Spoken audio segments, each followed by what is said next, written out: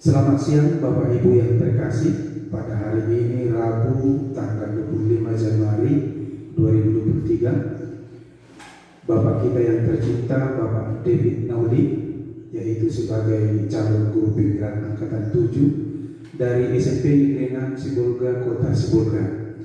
Pada hari ini dia akan menyampaikan diseminasi modul 1.4 budaya positif di sekolah. Untuk itu kami persilakan kepada Bapak David.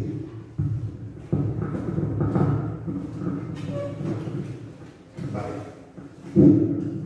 Terima kasih Tuan Moderator yang sudah mempersilahkan saya untuk melakukan diseminasi tentang budaya positif di sekolah.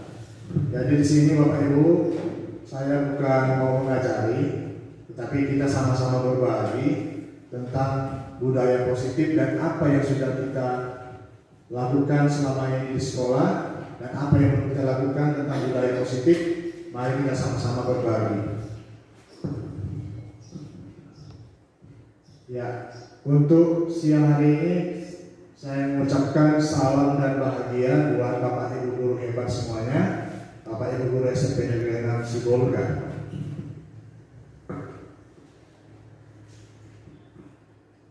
Jadi pertanyaan yang pertama, apakah makna budaya positif? Apa contoh budaya positif yang telah kita terapkan di sekolah?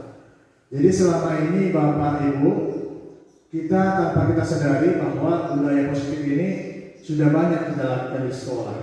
Sadar atau tidak sadar, mungkin kita sudah melakukannya dan menerapkannya di sekolah. Termasuk menyuruh anak-anak untuk menjaga kebersihan, untuk membuang sampah pada tempatnya, untuk melakukan 5S, senyum, sapa, salam, sopan dan santun terhadap Bapak dan Ibu guru. Seperti yang kita lakukan setiap hari di gerbang sekolah, guru Bapak Ibu guru piket selalu berdiri memberi salam kepada anak-anak kita. Jadi itu salah satu contoh budaya positif. Jadi di sini kita akan melihat apa itu pengertian daripada budaya positif. Lanjut Pak. Iya, budaya positif di sekolah yaitu nilai-nilai dan kebiasaan-kebiasaan di sekolah yang berpihak pada peserta didik agar mereka dapat berkembang menjadi pribadi yang kritis, penuh hormat dan bertanggung jawab.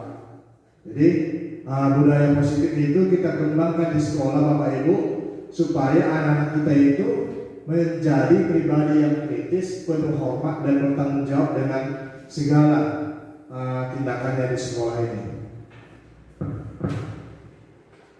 Ya, kita lanjutkan. Di sini ada filosofi pendidikan Ki Hajar Dewantara. Seperti kita ketahui, Bapak pendidikan kita adalah Bapak Ki Hajar Dewantara. Memberikan filosofi pendidikannya. Yang pertama adalah bahwa peserta didik itu, anak-anak kita itu bukan tabula rasa. Mungkin Bapak Ibu bertanya-tanya, apa itu tabula rasa? Sebenarnya anak tabula rasa itu adalah seperti kertas kosong. Jadi selama ini kita menganggap bahwa anak itu seperti kertas kosong yang sesuka hati kita mau tulis apa di kertas kosong itu, jadi seperti itu anak itu. Jadi sebenarnya anak itu bukan kertas kosong yang sesuka hati kita, mau kita tuliskan apa di situ, mau jadi apa anak itu.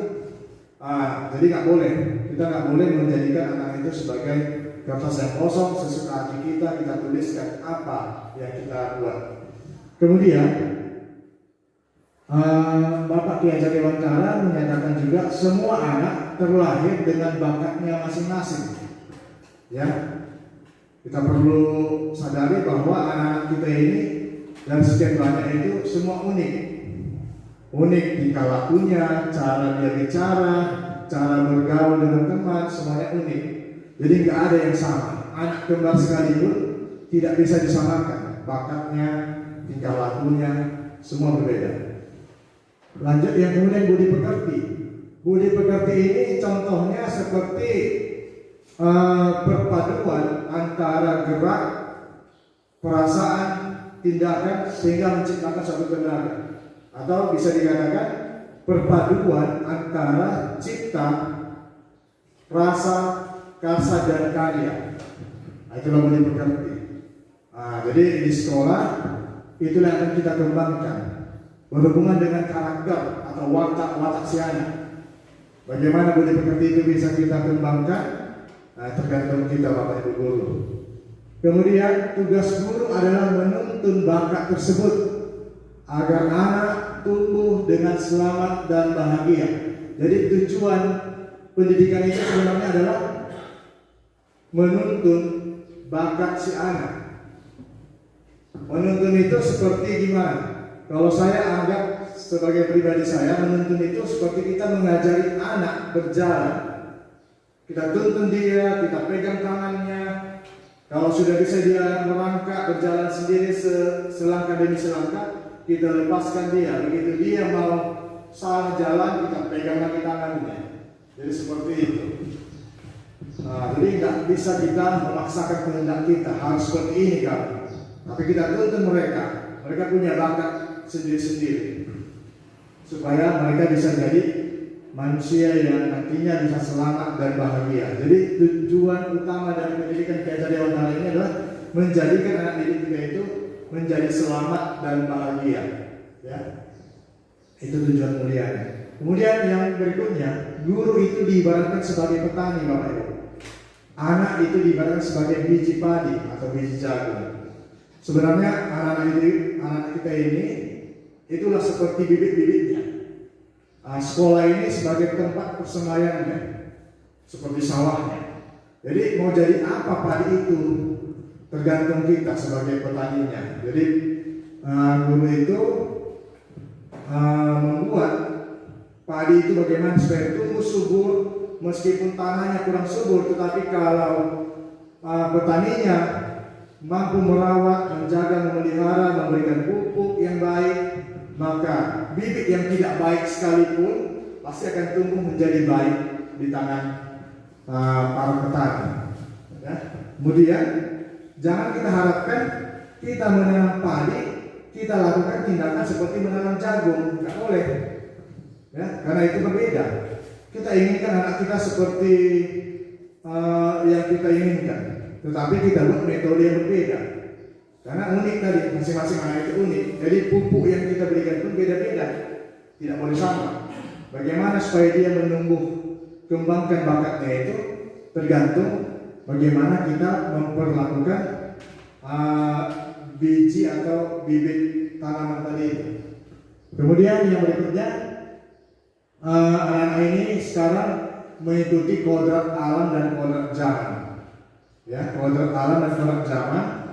Maksudnya di sini Bapak Ibu, kodrat alam itu kita yang tinggal di Sibolga, alam kita ini dekat dengan pesisir pantai, dekat dengan laut. Jadi kita harus bisa mengenali bahwa anak-anak yang ada di Sibolga ini lebih cenderung untuk berlaku seperti layaknya anak-anak yang ada di pinggir pantai. Bagaimana niatnya untuk belajar? Jangankan satu kota, satu daerah saja pun beda sekolah itu udah beda alamnya. Contoh, saya lihat di SMP 1, mereka kodrat alamnya di tengah kota, sedangkan kita di pinggiran di Sibolga Julu dengan alam yang seperti kita tahu bagaimana kondisi di Sibolga Julu ini. Jadi kita harus bisa mengenali kodrat alam apa yang ada di sekolah kita ini, berasal dari mana anak-anak kita itu. Jangan kita harapkan mereka bisa berlaku seperti anak di kota Medan atau anak di kota Jakarta. Tidak sama. Kemudian zaman, kodrat zaman. Kodrat zaman ini mengatakan bahwa zaman dulu dengan zaman sekarang sudah beda. Kalau dulu mungkin zaman kita tidak ada handphone, sekarang sudah terlalu banyak handphone. Jadi anak-anak itu harus bisa kita jadikan pembelajaran mereka itu kita ikuti kodrat zaman mereka. Jadi jangan kita ketinggalan zaman. Nah, itulah istilahnya, ya, kodrat zaman. Jadi kalau anak-anak suka bermain handphone, mari kita Bapak Ibu kalau bisa menciptakan pembelajaran menggunakan handphone. Karena kodrat mereka di situ, zamannya mereka di situ. Dan teknologinya udah canggih, segala sesuatu bisa dicari dari handphone. Nah, jadi zamannya kita sesuaikan. Maka kita pun Bapak Ibu guru harus bisa mengikuti zamannya seperti zaman sekarang ini. Kemudian pendidikan menurut Ki Hajar Dewantara itu harus berpihak pada anak. Mungkin ini banyak sekali yang kurang setuju. Bagi sebagian orang guru, mungkin berpihak pada anak ini bagaimana? Berpihak pada anak itu maksudnya adalah segala sesuatu yang kita lakukan di sekolah itu semuanya harus bermuara atau ujung-ujungnya harus untuk ke anak, berpihak kepada anak. Apa yang kita lakukan di kelas harus berpihak pada anak. Ya, jadi itu Bapak Ibu, berpihak pada anak itu seperti berhamba pada anak. Lanjut Pak. Ya, kemudian yang berikutnya adalah perubahan paradigma. Untuk membangun budaya yang positif, sekolah perlu menyediakan lingkungan yang positif, aman dan nyaman agar murid-murid mampu berpikir, bertindak dan mencipta dengan merdeka, mandiri dan bertanggung jawab. Lazimnya disiplin dikaitkan dengan kontrol. Dalam hal ini, kontrol guru dalam menghadapi murid. Ya, bagaimana kita mengontrol anak-anak, mendisiplinkan anak-anak. Saya sangat setuju dengan kemarin Bapak Kepala Sekolah mengatakan, kalau Bapak Ibu guru terlambat datang ke sekolah, jangan sekali-sekali memberikan hukuman atau memberikan disiplin kepada anak. Jadi saya renungkan, benar juga. Jadi ketika saya agak sedikit terlambat, saya tidak ada komen. Anak-anak mau terlambat, nggak disiplin, ya saya cuma diam aja, karena saya nggak berani lagi. Karena kita sudah terlambat, kita mendisiplinkan anak, sedangkan kita sendiri tidak memberikan contoh yang baik. Lanjut. Nah, di sini Bapak Ibu kita lihat perubahan paradigma. Ini harus kita ubah paradigma kita itu dari stimulus respon menjadi teori kontrol. Apa saja stimulus respon itu? Kita coba lihat. Yang pertama, realitas kebutuhan kita sama. Itu menurut si stimulus respon, bahwa sama semua ini, anak-anak kita ini sama. Sedangkan si teori kontrol mengatakan realitas atau kebutuhan kita itu berbeda-beda. Beda-beda kebutuhan anak itu. Tujuannya datang ke sekolah itu enggak semuanya kita samakan adalah untuk belajar. Bisa saja untuk bermain, bisa saja untuk yang lain-lain. Nah, kemudian yang kedua, semua orang melihat hal yang sama. Sedangkan menurut teori kontrol, setiap orang itu memiliki gambaran yang berbeda-beda. Yang ketiga, kita mencoba mengubah orang agar berpandangan sama dengan kita. Sedangkan menurut teori kontrol, kita berusaha memahami pandangan orang lain tentang dunia. Ya. Yang keempat, perilaku buruk dilihat sebagai suatu kesalahan. Ini stimulus respon. Perilaku buruk itu selalu dilihat sebagai suatu kesalahan. Sedangkan teori kontrol mengatakan semua perilaku memiliki tujuan. Jadi kalau anak kita di kelas itu agak kurang tenang, agak ribut, mungkin dia tujuannya ada. Apakah mencari perhatian, apakah ingin bebas, nanti kita akan bahas di topik berikutnya. Kemudian orang lain bisa mengontrol saya, itu stimulus respon. Sedangkan menurut teori kontrol, hanya Anda yang bisa mengontrol diri Anda. Nah, itu. Jadi hanya kita, seperti yang dikatakan Bapak Kepala Sekolah. Kita, kalau kita bisa mengendalikan diri kita, musuh terbesar kita adalah diri kita. Jadi kalau kita bisa melawan diri kita, berarti kita adalah pemenangnya. Ya, hanya Anda yang bisa mengontrol diri Anda. Jangan seperti yang dikatakan stimulus respon ini, orang lain bisa mengontrol saya. Jangan kita tunggu kepala sekolah mengontrol kita, baru kita mendisiplin. Atau kita mengontrol anak, baru anak itu disiplin. Kalau bisa dari dalam diri, dia bisa mengontrol dirinya sendiri. Ya. Kemudian stimulus respon mengatakan saya bisa mengontrol orang lain. Teori kontrol mengatakan Anda tidak bisa mengontrol orang lain. Hanya dirinya sendiri yang bisa mengontrol dirinya. Kemudian pemaksaan ada pada saat rujukan gagal. Itu menurut stimulus respon. Pemaksaan ada pada saat rujukan gagal. Setelah dibujuk gagal, dipaksa lagi ya. Seperti itu yang selama ini yang sudah sering kita lakukan. Sedangkan teori kontrol mengatakan kolaborasi dan konsensus menciptakan pilihan-pilihan baru. Jadi harus sama-sama berkolaborasinya kita, bekerja samanya kita bagaimana untuk mengontrol anak itu. Kerjasama antara wali kelas, guru mata pelajaran, semua stakeholder yang ada di sekolah ini kita harus bekerja sama, saling berkolaborasi untuk menciptakan pilihan-pilihan baru kepada si anak. Yang terakhir, stimulus respon mengatakan model berpikir menang kalah. Menang kalah. Kalau saya menang, kamu kalah. Sedangkan si teori kontrol mengatakan model berpikir menang-menang, sama-sama menang. Kamu menang, saya menang. Jadi sama-sama, tidak ada yang dirugikan. Lanjut Pak. Nah, sekarang Bapak Ibu, apa makna disiplin itu bagi kita dan bagi anak-anak? Kata disiplin sering dikaitkan dengan tata tertib, teratur, dan kepatuhan pada peraturan. Kata disiplin juga sering dihubungkan dengan hukuman, padahal itu sungguh berbeda. Karena belajar tentang disiplin positif tidak harus dengan memberikan hukuman. Justru itu adalah salah satu alternatif terakhir, dan bila perlu tidak digunakan sama sekali. Nah, jadi kata disiplin ini sudah sering kita dengar. Ya, disiplin sudah sering kita dengar.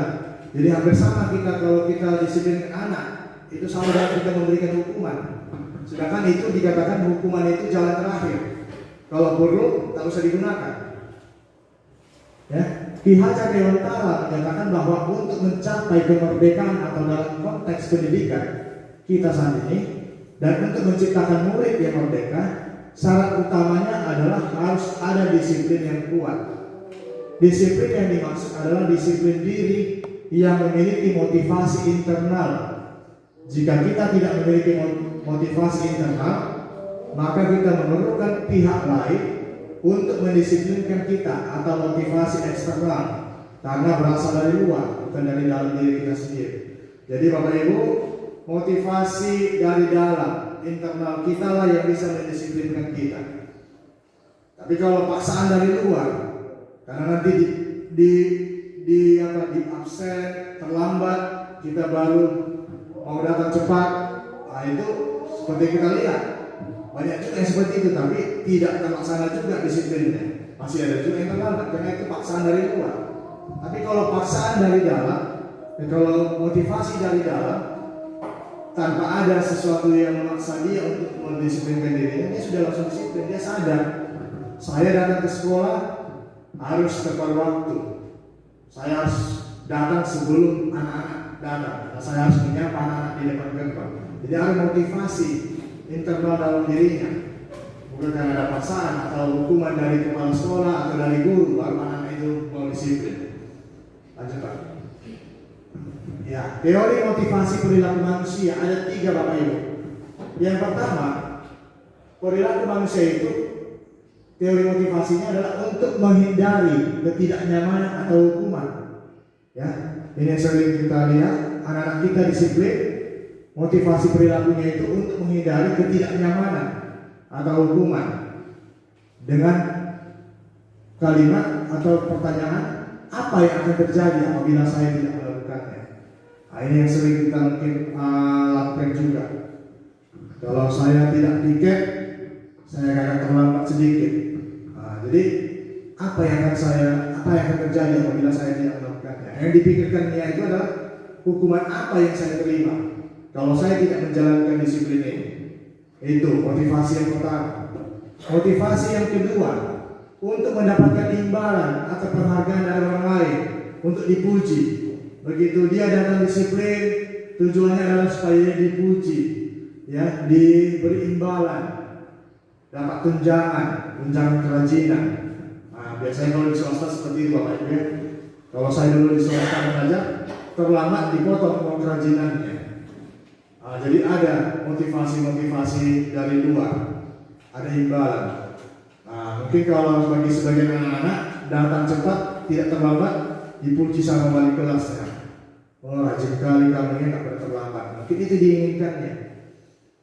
Yang ketiga, untuk menjadi orang yang mereka inginkan dan menghargai diri sendiri dengan nilai-nilai yang mereka percaya. Inilah kalau bisa. Yang nomor 3 inilah yang menjadi motivasi yang baik pada perilaku manusia adalah untuk menjadi orang yang mereka inginkan. Untuk menjadi orang apa? Untuk menjadi orang yang apa diinginkan oleh guru saya. Dengan menghargai diri sendiri dengan nilai-nilai yang mereka percaya. Lanjut Pak. Nah, kemudian Bapak Ibu, keyakinan kelas. Keyakinan kelas adalah nilai-nilai kebajikan atau prinsip-prinsip universal yang disepakati bersama secara universal, terlepas dari latar belakang suku, negara, bahasa maupun agama. Seseorang akan lebih tergerak dan bersemangat untuk menjalankan keyakinannya daripada hanya sekedar mengikuti serangkaian peraturan tertulis tanpa makna. Jadi seperti yang kita ketahui Bapak Ibu, di setiap sekolah ada tata tertib namanya, atau mungkin lebih dikenal dengan peraturan sekolah.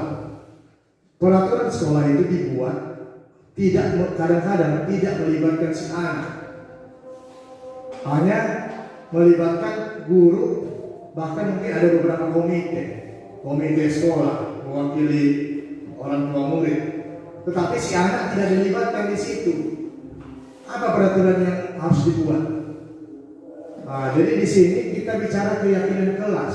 Jadi di sini saya juga ingin menyarankan Bapak Ibu wali kelas dan bahkan juga Bapak Ibu mata pelajaran, kalau bisa kita sama-sama membuat keyakinan kelas. Kenapa?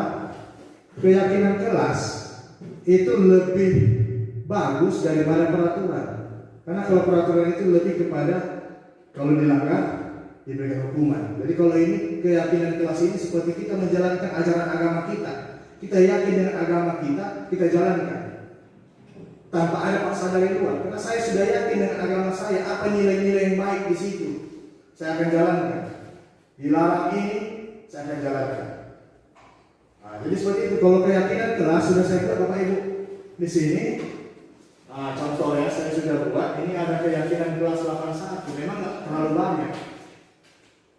Ada 4 poin yang sudah saya sepakati dan sekian banyak. Sekian banyak saya tawarkan 1, 2, 3, 4, 5 sampai 8 poin. Tapi yang kami sepakati adalah 4. Jadi saya tulis dulu, anak-anak apa keyakinan kelas kita yang harus kita patuhi di kelas ini. 1, 2, 3, mereka kasih usul. Yang pertama kami sepakati bekerja sama menjaga kebersihan kelas. Berarti ini sama-sama menjaga kebersihan kelas. Yang kedua, menjaga dan meletakkan barang sesuai tempatnya. Jadi kalau sudah dipakai sapunya, dikembalikan pada tempatnya. Dipakai buku kawannya, dikembalikan sama kawannya. Jangan hanya tahu minjam, tapi tidak tahu mengembalikan. Yang ketiga, menghargai orang lain dan diri sendiri. Jadi kalau ribut di dalam kelas anak-anak itu sudah menghargai teman atau tidak? Tidak Pak, berarti tidak menghargai orang lain. Kalau kamu terlambat datang ke sekolah, kamu menghargai dirimu enggak? Tidak Pak, berarti kamu tidak menghargai dirimu. Marilah kita menghargai diri sendiri dan orang lain. Termasuk Bapak Ibu guru. Kalau kamu terlambat, berarti kamu tidak menghargai Bapak Ibu guru di dalam kelas. Dan yang keempat, berkomitmen terhadap setiap tugas. Jadi mungkin kelas 81 saya tidak jamin mereka akan jalan ini 100%. Tetapi saya akan memantau terus mereka jalankan keyakinan kelas mereka ini. Memang ada juga sebagian memang sulit Bapak Ibu untuk melakukan perubahan itu butuh proses.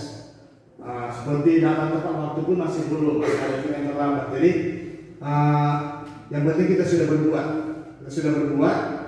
terserah nanti gimana ke depannya, mudah-mudahan kita doakan bisa menjalankan. Lanjut Pak. Iya, pembentukan keyakinan kelas itu ada beberapa poin. Keyakinan kelas itu bersifat lebih abstrak daripada peraturan, yang lebih rinci dan konkret. Keyakinan kelas berupa pernyataan-pernyataan universal. Di sini Bapak Ibu tidak boleh ada kata-kata dilarang ribut. Tetapi kita lebih ambil saling menghormati orang lain, saling menghargai, menghormati orang lain. Jadi nggak ada kata-kata larangan. Jadi harus ada kata-kata universal, jadi berlaku secara umum. Kemudian pernyataan keyakinan kelas senantiasa dibuat dalam bentuk positif. Keyakinan kelas hendaknya tidak terlalu banyak sehingga mudah diingat dan dipahami oleh semua warga kelas. Keyakinan kelas sebaiknya sesuatu yang dapat diterapkan di lingkungan tersebut.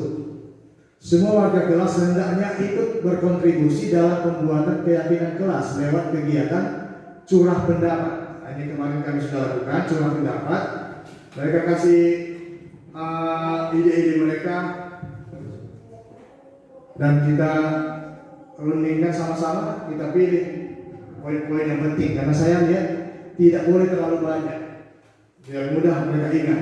Sedangkan sila Pancasila 5 saja kadang-kadang mereka lupa, apalagi kalau ada 10 lupa semua. Kemudian bersedia meninjau kembali keyakinan kelas dari waktu ke waktu. Jadi sesuai perkembangan zaman kita tinjau, kalau nggak cocok kita ganti sesuai dengan kesepakatan bersama. Dan saya di kelas lain pun akan melakukannya itu sesuai dengan mapel yang saya ampuh, mapel yang saya ajarkan. Saya akan membuat keyakinan kelas saya sendiri. Walaupun nanti ada keyakinan kelas dari wali kelas, keyakinan kelas mata pelajaran saya pun akan saya buat. Contoh sudah saya terapkan bukan keyakinan sih, tapi kesepakatan kelas. Jadi setelah saya masuk, saya berdiri setelah berdoa, setelah kasih salam, saya buat kesepakatan kelas. Ayo anak-anak, kesepakatan kelas kita apa hari ini? Tidak boleh makan-makan dalam kelas, Pak. Oke, 1. Apalagi tidak boleh ribut, Pak. 2. Nah, tapi itu hanya secara spontan waktu itu, belum tertulis. Nah, terus mereka patuhi Bapak Ibu. Saya sudah pengalaman. Kalau sudah masuk, Pak, tidak boleh lagi sering-sering permisi ke WC. Mereka patuhi. Tidak boleh makan-makan, Pak. Mereka betul-betul tidak makan-makan. Kalau ada teman mereka yang ribut, mereka akan nasihati. Tadi kita sudah sepakati, tidak boleh ribut, tertib dalam kelas. Jadi seperti itu. Lanjut, Pak. Nah ini contohnya Bapak Ibu, contoh peraturan dilarang mengganggu orang lain. Kalau keyakinan kelas kalimatnya menghormati orang lain dan diri sendiri. Hadir di sekolah 15 menit sebelum pembelajaran dimulai, itu peraturan. Kalau keyakinan kelas menghormati orang lain dan komitmen pada tujuan. Nah, menghormati orang lain. Peraturan dilarang merokok. Keyakinan kelasnya adalah kesehatan. Menjaga kesehatan. Karena merokok itu akan merusak kesehatanmu. Kita akan membuat, kita yakin mereka, kalau mereka merokok, pasti mereka akan merusak kesehatannya. Dilarang melakukan kekerasan. Nah, ini pembulian. Nah, di sini keyakinan kelas keselamatan, kemudian menghormati orang lain. Gunakan masker. Nah, keyakinan kelasnya adalah kesehatan dan keselamatan. Jadi tidak ada kata-kata yang negatif, semua yang positif. Lanjut, Pak. Nah, ini Bapak Ibu, saya sudah dokumentasikan kemarin. Saya bagi stick note. Saya bagi stick note ini. Saya bagi kepada mereka, terus seberapa ada dalam kelas. Kemudian tuliskan apa keyakinan kelas yang kalian ingin. Tapi kita buat dulu poin-poin utamanya. Ini. Silakan Anda pilih yang mana menurut Anda yang harus kita buat di kelas ini. Nah, saya bagi warna pink saya buat yang perempuan, warna kuning saya buat yang laki-laki. Setelah itu mereka pikir-pikir, mereka sepakati. Kemudian nanti, Pak, kegiatan menempel. Kami tempel semua, maju, silakan maju ke depan. Maju, setelah maju dibacakan sama satu orang perempuan dan satu orang mendata mana poin-poin yang dipilih tadi. Nanti mana suara terbanyak itu yang disepakati. Nah, seperti itu Bapak Ibu. Mungkin sini saya nggak buat videonya, cuma hanya sebagai foto-foto saja saya buat. Lanjut, Pak. Kemudian Bapak Ibu, ternyata penghargaan itu juga merupakan hukuman. Kami semua guru penggerak, calon guru penggerak waktu itu kaget. Kok penghargaan itu merupakan sebuah hukuman? Memberikan sertifikat atau penghargaan sama murid sewaktu juara kelas itu termasuk hukuman. Kenapa? Yang pertama, pengaruh jangka pendek dan jangka panjang. Maksudnya gimana? Kalau kita memberikan penghargaan itu bisa hanya sementara. Maksudnya ketika mau ujian, di situ dia baru mau belajar. Supaya mendapatkan penghargaan, dia sudah tahu ini nanti kalau saya juara saya akan dapat piala. Di situ dia baru mau belajar. Kemudian tidak efektif. Tidak efektif ternyata penghargaan itu. Kenapa? Karena dia hanya mau berbuat pada waktu-waktu tertentu saja. Supaya dipuji guru dia, barulah dikerjakannya PR-nya. Tapi nggak tahu kita di mana dikerjakannya PR-nya. Nanti supaya dibilang, wah ternyata si kamu pintar, dipuji. Ternyata tidak efektif. Penghargaan juga bisa merusak hubungan Bapak Ibu. Antara yang juara satu sama juara yang nggak juara jadi ada kesenjangan. Contoh seperti di kelas saya kemarin, merusak hubungan. Antara begitu turun peringkatnya, malu dia, jadi merusak hubungan sama teman-temannya yang tidak juara. Kemudian penghargaan mengurangi ketepatan.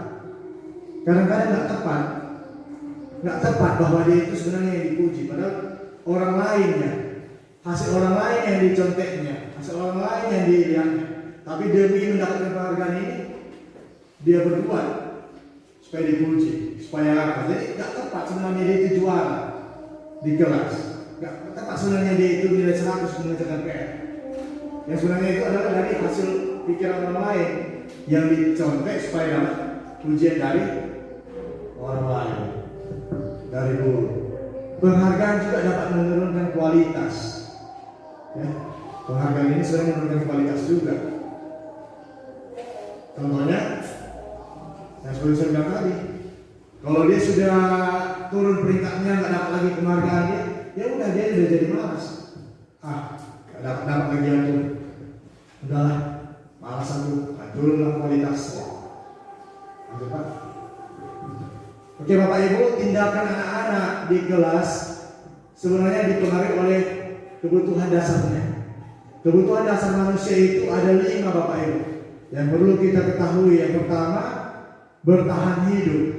Setiap orang itu secara biologis pasti ingin bertahan hidup. Salah satu ciri-ciri makhluk hidup itu adalah mempertahankan hidupnya. Dengan cara apa? Makan, minum, kebutuhan, punya rumah dan sebagainya. Kemudian kasih sayang dan rasa diterima. Yang kedua, kebebasan, kesenangan, penguasaan. Ada Pak? Ini kebutuhan bertahan hidup. Kebutuhan bertahan hidup itu adalah kebutuhan bersifat fisiologis untuk bertahan hidup. Misalnya kesehatan, rumah, dan makanan. Jadi kalau anak-anak berbuat sesuatu di kelas, misalnya mulai ribut dia, permisi ke kantin, makan-makan di kantin, sebenarnya dia ingin memenuhi kebutuhan yang pertama, bertahan hidup. Jadi terkadang kita langsung marah, kamu makan-makan di kelas. Sebenarnya kita harusnya tanya, kamu mengapa nak? Mau makan? Oke, silakan makan, tapi jangan di kelas, di kantin aja. Saya sudah pernah praktekkan itu Bapak Ibu. Saya tanya, siapa yang belum makan? Saya Pak. Saya kasih uang, pergilah kamu di kantin makan, tapi jangan makan di kelas. Karena kalau dia tidak makan, pasti dia akan mengganggu orang lain. Atau dia mengambil makanan temannya, atau dia mungkin membuat sesuatu yang gaduh di kelas. Kemudian yang kedua, kasih sayang dan rasa diterima. Seperti yang kita ketahui kadang-kadang di sekolah, anak-anak itu ingin cari perhatian. Kenapa? Karena dia tidak mendapatkan kasih sayangnya dari rumah. Di sekolah dia ingin mendapatkan kasih sayangnya dari ibu bapak gurunya, dari teman-temannya. Kebutuhan untuk disayangi, diterima, meliputi kebutuhan akan hubungan dan koneksi sosial, kebutuhan untuk memberi dan menerima kasih sayang, dan kebutuhan untuk merasa menjadi bagian dari suatu kelompok. Kebutuhan ini juga meliputi keinginan untuk tetap terhubung dengan orang lain, seperti teman, keluarga, pasangan hidup, teman kerja, binatang peliharaan, dan kelompok di mana kita bergabung. Nah, jadi itu yang kedua. Lanjut Pak. Yang ketiga, penguasaan kebutuhan pengakuan atas kemampuannya. Nah, ini juga Bapak Ibu, di sekolah atau di kelas terkadang anak-anak itu ingin menunjukkan kemampuannya. Dia mampu main bola kaki atau main voli, dia tunjukkan. Sampai mungkin tidak menghargai lagi orang lain yang ada di sekitarnya. Mungkin kelas-kelas yang lain juga ingin ketertiban, tiba-tiba dia main voli, kena kelas, masuk ke dalam kelas. Jadi kebutuhannya apa? Dia ingin dapat kemampuan bahwa dia bisa. Kemudian kebutuhan pengakuan atas kepintarannya. Terkadang seperti contohnya, saya lihat si Nadine, yang Nadine kelas 92, dia ingin mendapatkan pengakuan, dia cari perhatian, pengakuan bahwa dia bisa. Kebebasan yang keempat, kebutuhan akan kebebasan. Jadi anak-anak itu juga di kelas ingin bebas. Jadi bebas melakukan apapun yang diinginkannya, makanya dia bisa ribut. Jadi di sini kita diajak untuk memahami kebutuhan 5 kebutuhan dasar ini. Dan yang terakhir adalah kesenangan. Jadi kalau anak ribut di kelas, mungkin dia ingin senang-senang, melempar-lempar kertas, main-main pesawat-pesawat, dia ingin senang. Karena kesenangan ini mungkin tidak didapatnya dari rumah Bapak Ibu. Tidak ada temannya bermain, tidak ada adiknya, dia mungkin anak tunggal, tidak dapat kesenangan di rumah, dia carilah di luar. Ternyata tempat dia mencari kesenangan itu di dalam kelas, yang mungkin kita rasa kurang tepat. Jadi kita mari bersama-sama memahami kebutuhan dasar manusia ini. Kenapa anak-anak itu berbuat seperti itu di dalam kelas? Lanjut Pak. Ya, ini 5 posisi kontrol Bapak Ibu yang perlu kita pelajari, yang perlu kita pahami bersama, bahwa kita sebagai guru atau sebagai pendidik ada 5 posisi kontrol yang sudah kita jalankan selama ini, atau yang sudah kita sadar atau tidak sadar kita sudah melakukan. Yang pertama adalah sebagai penghukum. Banyak Bapak Ibu guru ini bertindak sebagai penghukum. Apa itu penghukum? Seorang penghukum biasanya menggunakan hukuman fisik maupun verbal. Guru-guru yang menggunakan posisi penghukum akan selalu berkata, patuhi aturan saya atau awas kamu selalu saja salah, pasti selalu yang terakhir selesai. Jadi ini penghukum, walaupun tidak hukuman fisik, dengan ucapan saja dia sudah memberikan hukuman. Biasanya hukuman ini akan berdampak psikis bagi si anak, dia akan merasa tertekan. Kemudian pembuat merasa bersalah. Pada posisi ini biasanya guru akan bersuara lebih lembut. Kata-kata yang keluar dengan lembut akan seperti, ibu sangat kecewa sekali dengan kamu. Berapa kali bapak harus memberitahu kamu ya? Gimana coba kalau orang tua kamu tahu kalau kamu berbuat begini? Jadi anak ini setelah mendengar kata-kata ini dia akan merasa bersalah. Ternyata saya yang buat ini rupanya salah, sehingga berdampak yang kurang baik juga pada dirinya. Lanjut Pak, posisi teman. Ini juga kita juga sering melakukan posisi teman. Posisi teman, guru sebagai yang mengambil posisi sebagai posisi teman ini tidak akan menyakiti murid Bapak Ibu, namun akan tetap berupaya mengontrol murid melalui persuasi. Mereka akan berkata, ayo bantulah demi Bapak. Ayo ingat, tidak bantuan Bapak selama ini, ya sudah, kali ini tidak apa-apa, nanti Ibu bantu bereskan. Karena dia anggap murid itu adalah sebagai temannya. Ternyata ini juga berdampak negatif Bapak Ibu. Kalau kita menganggap murid itu sebagai teman, dampak negatifnya ada. Kenapa? Hanya Bapak Ibu guru itulah yang akan dia patuhi. Karena dia anggap sebagai temannya adalah Bapak itu atau Ibu itu. Yang lainnya itu guru yang lain tidak dianggapnya. Jadi dia akan memilah-milah gurunya. Itu posisi sebagai teman. Kemudian pemantau. Memantau berarti mengawasi. Pertanyaan yang diajukan seorang pemantau itu, peraturannya apa? Apa yang telah kamu lakukan? Sanksi atau konsekuensinya apa? Seorang pemantau sangat mengandalkan perhitungan catatan data yang dapat digunakan sebagai bukti atas perilaku seseorang. Nah, jadi pemantau ini dia tahu apa saja peraturan di sekolah ini. Dia akan berkata sama murid, kamu terlambat. Peraturan sekolah mengatakan seperti ini. Jadi data-datanya semua sudah dihafal. Jam-jam masuk semua sudah dihafal. Nah, lanjut Pak. Posisi terakhir adalah manajer. Inilah Bapak Ibu posisi yang diharapkan dari kita sebagai guru adalah sebagai manajer.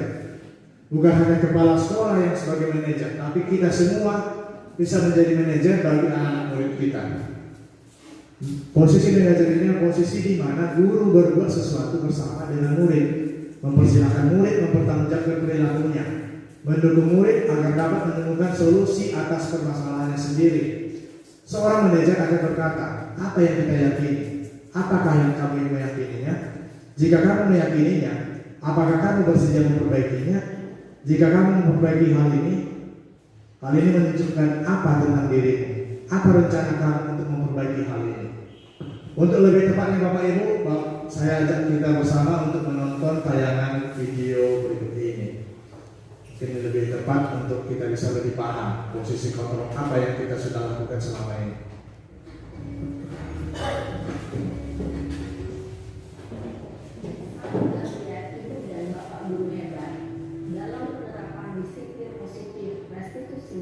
Salah satu program yang dikembangkan adalah 5 posisi kontrol.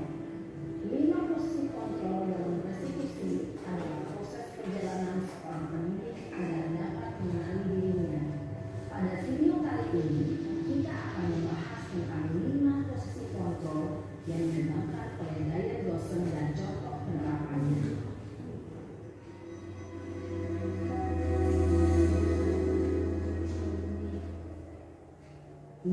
Posisi kontrol itu adalah 1. Posisi penghukum, 2. Posisi membuat merasa bersalah, 3. Posisi teman, 4. Posisi pemantau atau monitor, dan 5. Posisi manajer.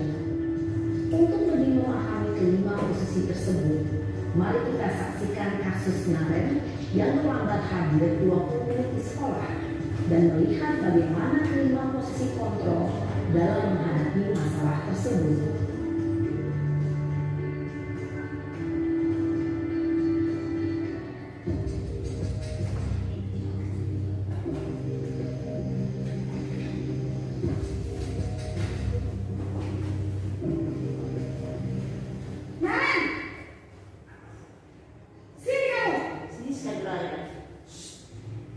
Selamat pagi Bu. Selalu terlambat. Kamu deh, pasti terlambat. Maaf Bu, saya Apa? Apa coba? Alasan kamu apa lagi? Kapan sih kamu tidak terlambat? Malas sekali ya kamu jadi anak. saya Dasar pemalas. Gak kapok-kapok sih kamu. Sudah berapa kali terlambat? Sana, kamu keliling lapangan basket 2 kali. kenapa saya harus ke lapangan basket Bu? Kenapa? Kamu melawan ibu. Berani-beraninya jawab. Sudah terlambat, masih berani jawab enggak? Sekarang, keliling lapangan basket 5 kali sekalian. Biar kapok. Cepat. Pergi sana ke lapangan basket. Posisi penghukum biasanya berbicara dengan nada tinggi, menghabis, menunjuk-nunjuk, menyakiti, dan menyindir. Hukuman bisa berupa fisik maupun psikis. Ibu dan bapak guru hebat. Dampak yang terjadi pada murid ketika guru berada pada posisi penghukum adalah murid cenderung akan memberontak, bahkan menyimpan dendam.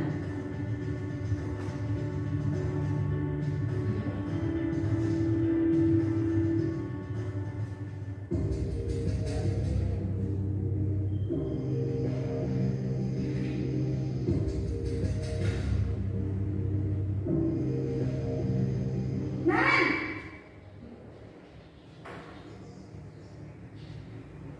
Selamat pagi Bu.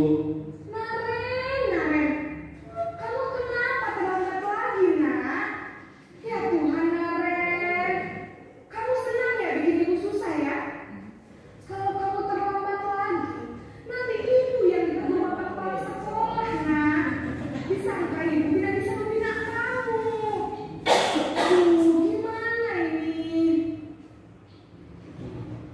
Bu. Duh Gusti Naren. Kamu suka ya kalau ibu tegur sama kepala sekolah? Terus, sekarang ibu harus tulis apa yang di buku absen? Ini kamu sudah sering terlambat loh. Ibu harus apa coba? Maaf Bu, maaf sekali. Ya sudah, lain kali jangan bikin ibu susah lagi ya nak ya. Ibu tidak akan kuat lagi kalau kamu gini terus. Bisa jantungan kalau ibu tegur sama kepala sekolah. Sana cepat kelas. Maaf ya Bu, maaf sekali. Posisi pembuat rasa bersalah berbicara dengan nada tenang, cenderung lembut.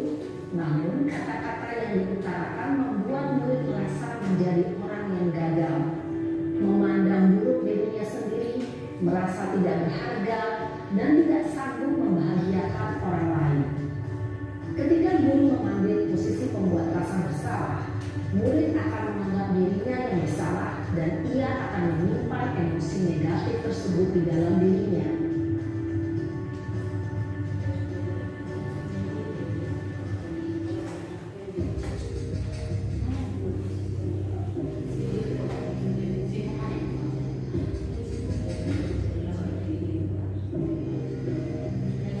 Nan,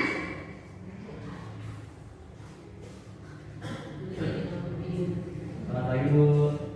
wah sudah jam berapa ini nak? Terlambat lagi ya saya. Iya Bu, habis ibu saya lupa bangunkan saya Bu. Kamu malah menyalahkan ibu kamu. Kamu bukannya akan orangnya paling kencang. Kok terlambat sih? Iya Bu, saya memang terlambat bangun tadi. Jadi biarpun saya lari kencang, tetap gak kekejar Bu. Ya sudah sana. Nanti lain kali larinya lebih kencang lagi ya. Biar gak terlambat lagi. Bikin seneng ibu. Demi ibu. Bisa kan? Bisa lah Bu. Ya sudah sana masuk kelas. Ibu beresin urusan absen kamu. Kamu ini ada saja. Dalam posisi teman, guru berbicara dengan nada suara ramah, akrab, cenderung bersenda gurau untuk menjaga suasana tetap santai. Murid akan merasa senang, aman, dan akrab dengan guru. Identitas yang tercipta adalah identitas sukses atau berhasil. Namun, perlu diingat, karena ini masih dorongan eksternal, maka ada faktor ketergantungan dari murid kepada orang tertentu. Di sini guru absennya, sehingga di lain waktu murid bisa berperilaku baik, namun hanya kepada orang-orang tertentu saja.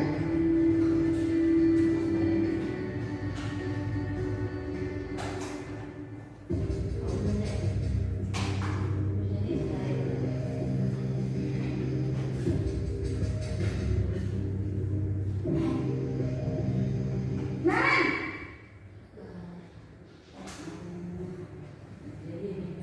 Selamat pagi Bu. Naren, apa peraturan sekolah kita tentang jam berapa kita harus masuk sekolah, nak? Kita harus di sekolah jam 7 Bu. Iya betul, sekarang sudah jam 7.20. Naren sudah tahu konsekuensinya jika terlambat hadir. Paham Bu. Saya harus tinggal kelas pas jam istirahat selama 20 menit. Iya benar, konsekuensinya demikian. Jadi nanti jam 9.30 pas istirahat, kamu harus tinggal di kelas, kerjakan tugas tambahan untuk ketertinggalan kamu, ya. Baik Bu. Posisi pemantau mengandalkan penghitungan atau data untuk mengontrol murid. Guru mengarahkan murid berdasarkan peraturan dan konsekuensi. Seorang pemantau menunjukkan bahasa tubuh dan ekspresi wajah yang datar dan cenderung formal.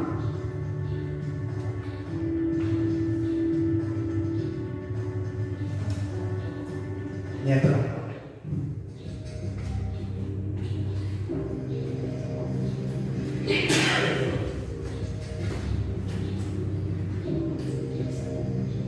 Naren,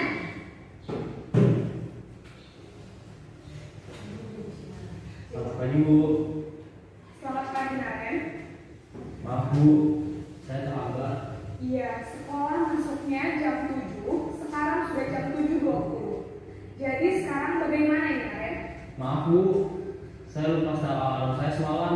Baiklah, menurut kamu, keyakinan sekolah yang mana yang perlu kamu tingkatkan? Menghargai diri sendiri dan orang lain mungkin ya Bu. Setuju. Jadi, apakah Naren meyakini prinsip saling menghormati tersebut? Iya Bu, saya meyakininya. Apakah Naren bersedia memperbaiki masalah keterlambatan ini? Bersedia Bu. Bagaimana kamu akan memperbaiki masalah keterlambatan ini? Saya akan coba untuk tidak lupa menyetel alarm saya Bu. Baik, kalau Naren mau menyetel alarm di rumah, ada orang yang kira-kira bisa bantu mengingatkan tidak? Ada Bu, kakak saya, Kak Emma. Ada lagi selain Kak Emma? Selain Kak Emma, ada ibu saya. Baik, jadi yang mengingatkan Naren adalah Kak Emma dan ibu kamu ya? Kira-kira akan mulai setel alarm kapan nih, Naren? Setelah pulang sekolah, akan segera saya lakukan. Baik, jadi Naren akan setel alarm untuk bangun besok pagi dan akan diingatkan oleh kakak dan ibunda Naren ya. Ada lagi yang mungkin perlu dilakukan Naren agar tidak terlambat bangun? Baik Naren, terima kasih untuk kerjasama kamu. Sekarang kamu perlu kembali ke kelas untuk belajar. Baik Bu, terima kasih. Posisi manajer adalah posisi kontrol yang disarankan untuk membimbing murid memiliki sikap disiplin yang positif, yaitu murid yang mandiri, bertanggung jawab, dan dapat memecahkan masalah. Tujuan dari posisi ini adalah agar murid dapat berefleksi atas tindakannya. Guru akan dengan tulus memberikan pertanyaan-pertanyaan bermakna, sehingga membuat murid dapat belajar dari kesalahannya dan mencari sebuah solusi untuk menyelesaikannya. Ibu dan bapak guru hebat, setelah mengamati adegan kelima posisi kontrol tadi, kira-kira posisi mana yang paling ideal? Posisi mana yang dapat menunjang motivasi intrinsik murid?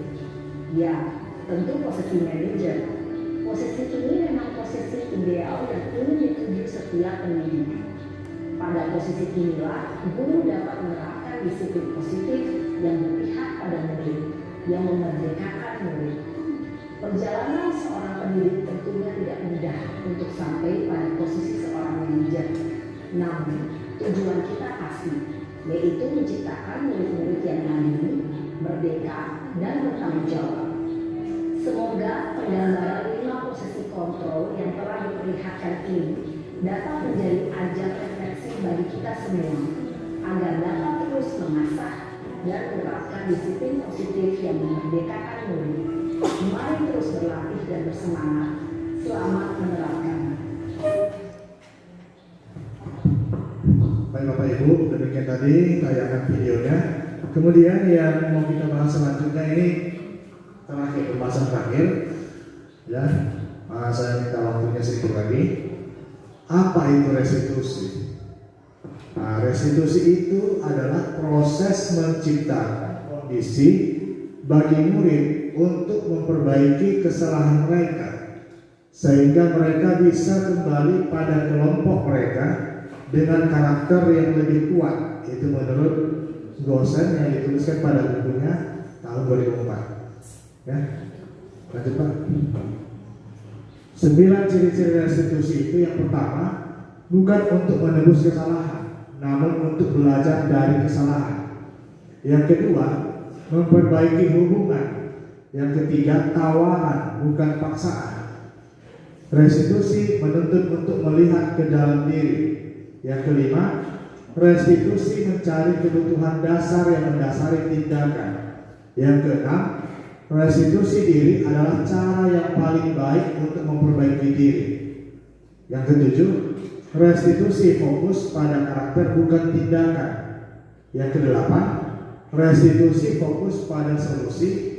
Yang kesembilan, restitusi mengembalikan murid yang melakukan kesalahan pada kelompoknya. Jadi ini Bapak Ibu segitiga restitusi yang disarankan bagi kita untuk menyelesaikan masalah si anak. Yang pertama adalah kita menstabilkan identitas dulu. Kita stabilkan identitas, kenapa dia berbuat seperti itu. Bahwa berbuat seperti itu bukan cuma hanya dia yang pernah melakukan seperti itu, semua orang pasti sudah pernah melakukannya. Jadi ketika dia berbuat salah, kita stabilkan dulu identitasnya, kemudian kita validasi tindakan yang salahnya. Kamu tadi berbuat seperti ini, kamu tahu nggak mengapa kamu melakukan itu? Apa kebutuhan yang ingin kamu dapatkan? Kita validasi tindakan yang salah. Kita katakan bahwa itu salah, harusnya seperti ini. Kemudian kita tanya keyakinannya, menanyakan keyakinan kelas apa yang telah kita sepakati yang sudah kamu langgar. Kamu ingin menjadi orang seperti apa dan bagaimana kamu menyelesaikan masalah kamu. Jadi kita tawarkan kepada murid penyelesaian masalahnya, bukan kita yang memaksakan kamu harus seperti ini. Jadi itulah Bapak Ibu segitiga restitusi yang saya sarankan untuk kita lakukan bersama-sama. Oke, demikian saja Bapak Ibu pemaparan saya, diseminasi saya tentang modul 1.4 budaya positif di sekolah. Sebelum saya kembali ke moderator, saya mengajak kita bersama-sama untuk bisa menerapkan budaya positif di sekolah, terutama dalam hal melakukan keyakinan kelas seperti yang sudah saya paparkan tadi. Mari kita sama-sama memperbaiki kelasnya. Kita mulai dari diri kita sendiri, bergerak dan menggerakkan. Itu ininya Bapak Ibu. Memang perubahan itu susah untuk dilakukan, tapi tidak salah untuk dimulai. Ya, perubahan itu memang butuh proses. Saya sendiri terus terang belum bisa 100% menerapkan ini, tapi saya akan mencoba untuk perlahan untuk bisa menerapkan disiplin budaya positif ini di sekolah. Demikian saya kembalikan kepada moderator. Baik, terima kasih kami ucapkan kepada Bapak David Nauli, di mana pada hari ini telah menyampaikan mengenai diseminasi modul 1.4 mengenai budaya positif di sekolah. Semoga apa yang dipaparkan Bapak Ibu tadi dapat kita laksanakan bersama di sekolah kita ini, yaitu di SMP Negeri 6 Sibolga, Kota Sibolga. Untuk itu kita ucapkan terima kasih kepada Bapak David. Tepuk tangan dulu untuk Bapak David.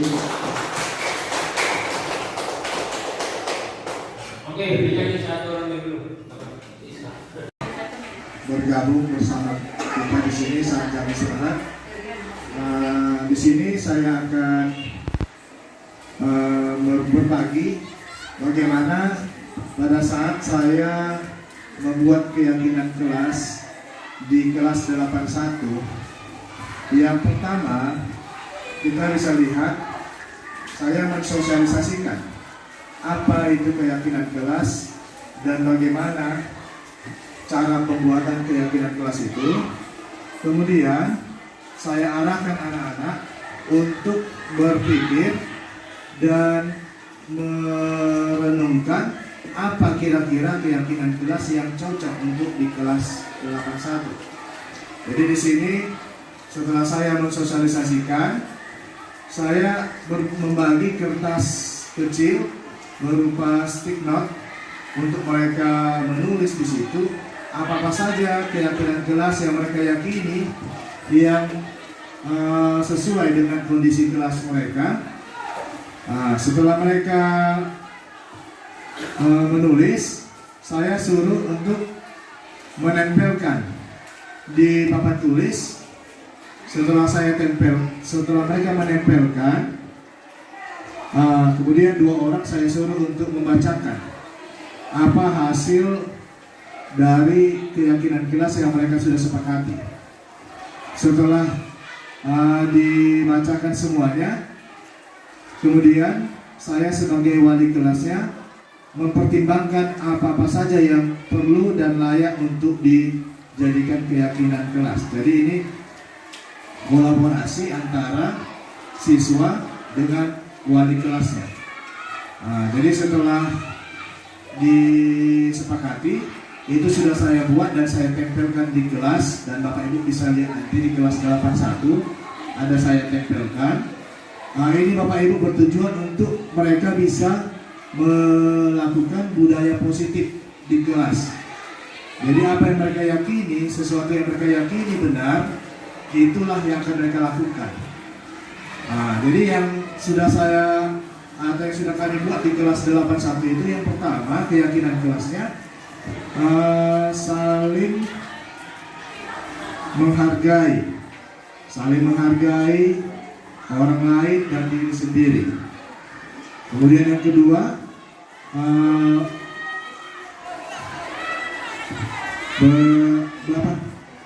mengembalikan barang sesuai pada tempatnya. Jadi setiap apa yang sudah dipinjam, baik itu buku temannya, baik itu sapu, alat kebersihan, semua dikembalikan pada tempatnya. Dan ada beberapa poin lagi yang sudah dibuat di situ. Jadi itulah Bapak Ibu keyakinan kelas yang sudah kami buat di kelas 81. Jadi saya ingin mengajak kita, apalagi wali kelas, untuk kalau bisa dibuatlah keyakinan kelasnya masing-masing. Keyakinan kelas ini bukan semacam peraturan. Ini berbeda dengan peraturan. Kalau peraturan itu kan cenderung nantinya akan dihukum. Kalau melanggar peraturan dihukum. Jadi ini enggak. Ini berupa keyakinan kelas, apa yang mereka yakini itu yang mereka akan lakukan.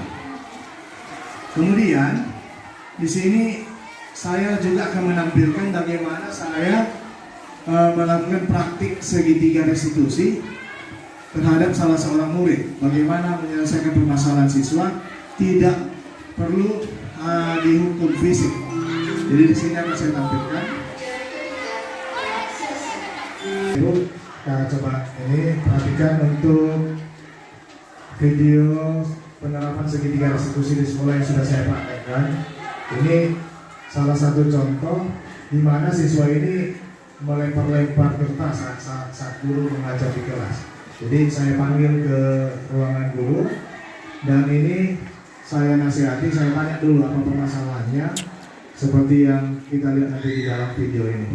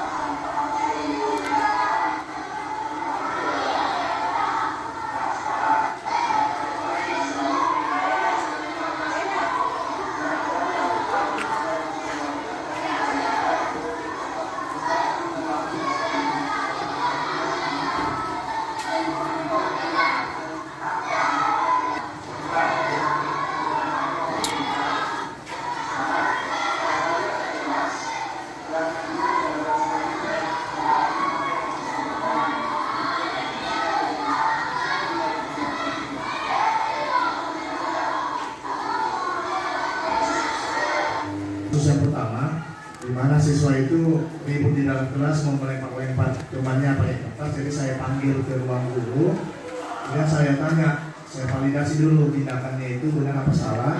Kemudian saya menanyakan keyakinan kelas apa yang sudah dilanggarnya dan bagaimana memecahkan permasalahannya untuk tidak mengulangi kesalahan yang sama. Itu kasus yang pertama. Untuk kasus yang kedua, di sini ada seorang siswa yang terlambat masuk ke dalam kelas. Ketika saya sudah mengajar, ada siswa yang terlambat dan saya tidak memberikan hukuman, tetapi saya tanyakan keyakinan kelas kepada anak tersebut.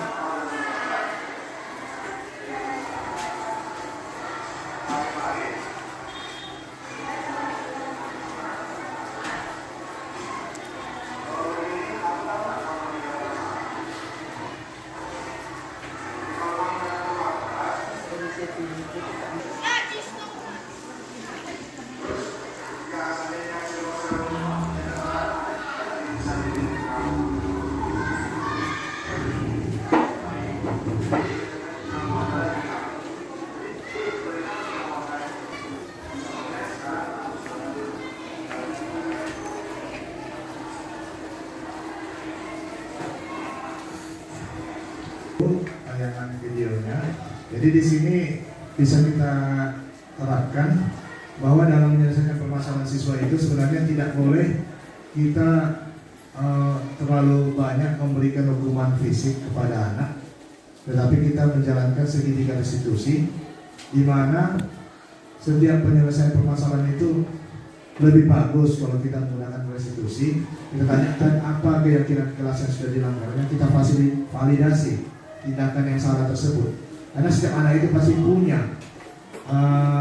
kebutuhan tersendiri yang ingin dipenuhinya.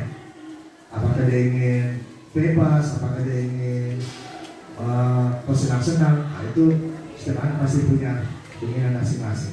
Oke, ada yang Bapak Ibu yang ingin bertanya, kami persilakan. Jika ada yang mau ditanyakan tentang apa yang sudah saya sampaikan ini, saya persilakan.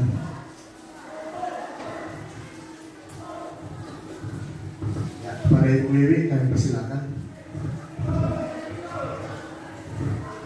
Jadi Pak, kalau seandainya masalah si anak ini,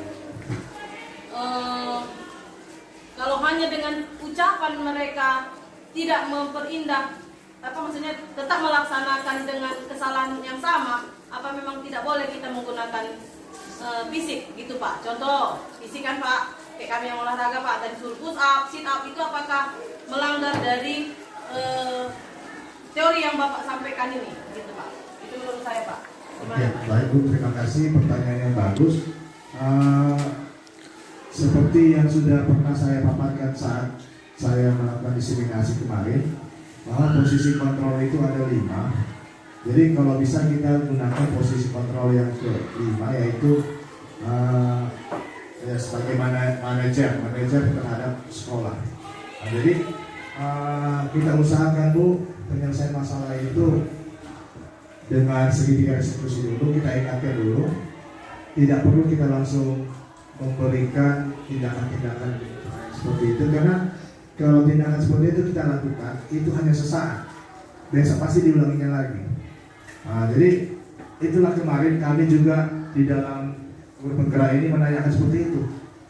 Sudah sering kami lakukan seperti ini, tetapi apakah tidak bisa diberikan hukuman yang berupa efek jerah terhadap anak itu? Ternyata yang diharapkan di sini hukumannya tidak ada, atau hanya sekedar mengingatkan terus. Jadi kita kalau dia bersalah lagi, ingatkan terus. Nah, nanti suatu saat yakinlah Bapak Ibu, suatu saat nanti dia akan bisa apa seperti apa yang kita harapkan, itu dia akan yang terbaik. Jadi intinya tidak bisa Bu kalau kita berikan hukuman fisik. Terima kasih atas penjelasannya. Oke, kalau nggak ada lagi yang ingin bertanya, sampai di sini dulu perjumpaan kita. Saya ucapkan terima kasih buat Bapak Ibu yang sudah meluangkan waktunya untuk bisa bersama berbagi di sini. Terima kasih.